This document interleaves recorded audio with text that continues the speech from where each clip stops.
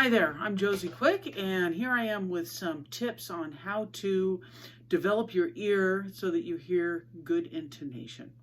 So playing the violin, any bowed string instrument, fretless stringed instrument, is challenging to play in tune. You always have to be on top of it. One thing that I have found very useful is listening to the natural resonance of the instrument, listening to the ringing strings. So when you play a note that corresponds with one of your open strings, so that would be a G, a D, an A, or an E, if you get it precisely in tune, if you nail it, you will hear the instrument ring.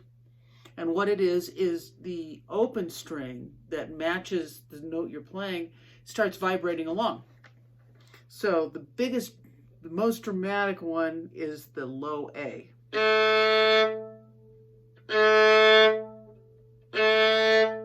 There it is. Now you noticed I had to move my finger around a little bit until I was happy. There it is. So if you were to play that and play it very loudly, you would see that A string start to vibrating along. I can see it going.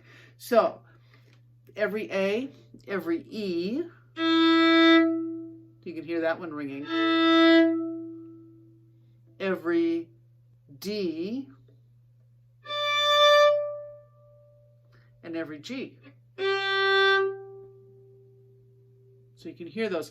If you don't hear that ring, move your finger, and it doesn't take much. Like the width of a hair is how much it takes to adjust it to be the right thing.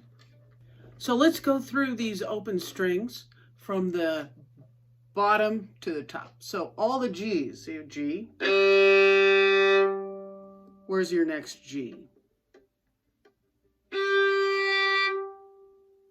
Hear that nice big ring? And your next G. Make sure you're not playing G sharp. Not going to ring. You hear that?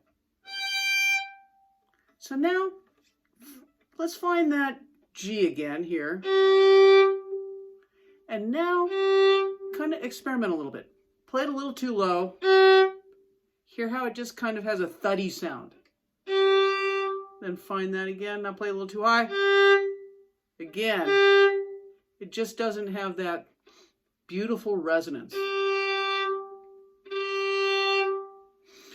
And it only takes a smidge to be right on. So play around with that and find the spot. Okay, let's move on to D. So you have your D. Well, the first one, fourth finger. And when I look at that open D string, I can see it really going.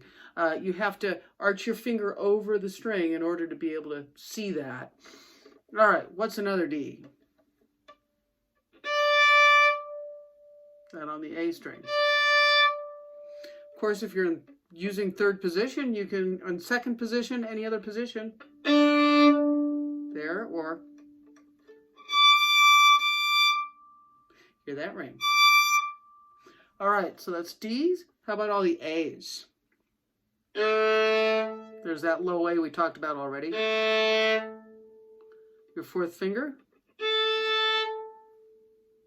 And your third finger up here. And then you have E's. There it is.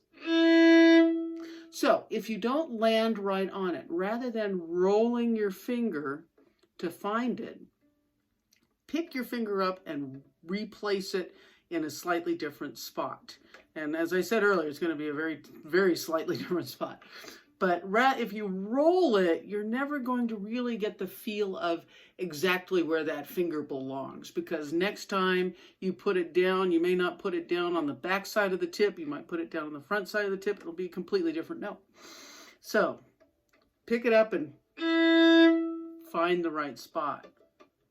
And then you have your E, your fourth finger. Here it is.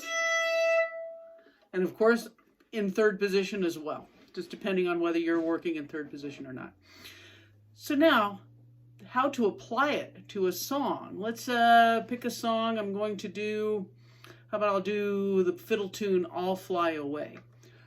Stop on every G, D, A, and E and check them. So this is going to ruin your rhythm, but it'll teach you to listen for that ring. So let me show you. So I'm going to go.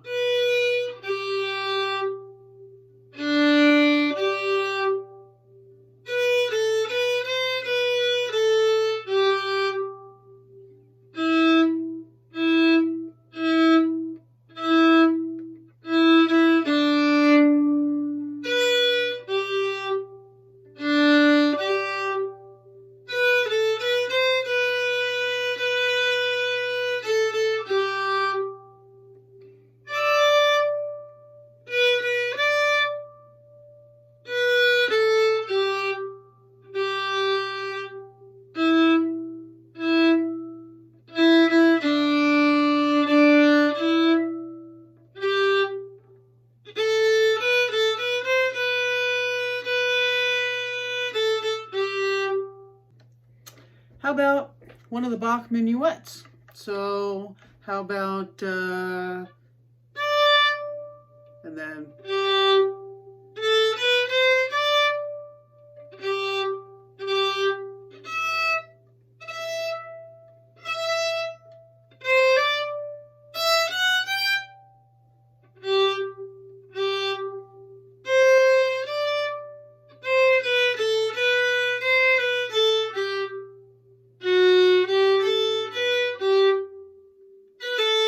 so you can see how that messes up your rhythm, but it'll teach you to learn what those notes should sound like. And then you'll start to realize you don't have to lift the bow to hear that ring.